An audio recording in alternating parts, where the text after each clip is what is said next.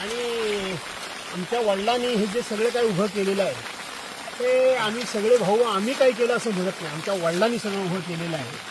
आता माझे वडील 2022 साली गेले, पण क्षणाक्षणाला त्यांची आठवण येत नाही असा एक दिवस किंवा एक क्षण नाही.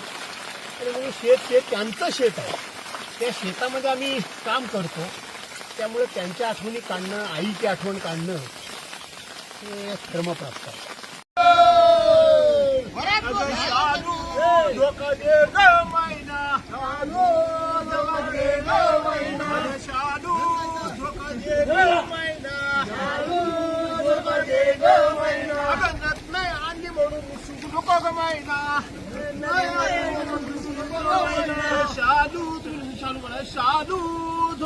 ग मैना, आणि साडी ना आणली म्हणून